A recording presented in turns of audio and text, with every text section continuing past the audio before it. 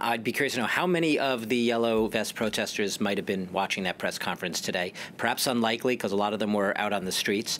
But yes, tough words in the sense that Emmanuel Macron has been, if anything, consistent in his messaging. He has always said that he is in favor of legitimate democratic protest as he sees it. What he's not in favor of is violence in those protests.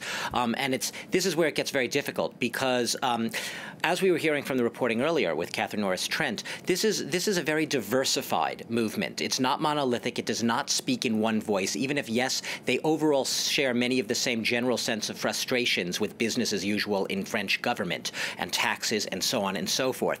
But the problem is that those who are causing the violence, there are a lot of, within the Yellow Vest movement, a lot of people will condemn those who caused today's violence. So it's not all, if Emmanuel Macron was trying to sort of send a shot across the bow to the Yellow Vest movement, he perhaps needs to target his message much more precisely. Now, what he did say is, he says, those who cause the violence are merely trying to spread chaos. They are betraying their own cause. Now, there's some people who would argue that those who were causing the violence today were people who had no business being in the Yellow Vest movement. These were infiltrators. These were people whose main vocation and main ambition was to get into that movement, and they show up at rallies to make it violent, and in a sense to discredit the very movement.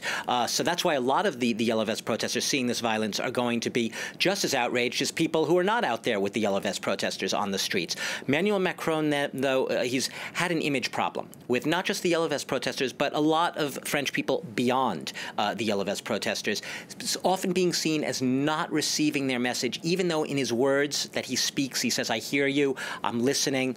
They don't always sense that. And I would sense that today's message is probably not going to go down very well with a lot of people who heard it. They will probably interpret it as Emmanuel Macron being the same Emmanuel Macron, not changing, not adapting, not really modifying his approach in reaction to what are very dramatic events. And speaking at the G20 summit there a little bit earlier, he also brought up one of the issues, one of the things that has in fact driven a lot of these protesters out onto the streets, and that's the environment and climate change. It's remarkable because he was talking about climate. Climate change has always been one of the major topics at G20 summits, even if they focused on more, sensationalist topics in recent years.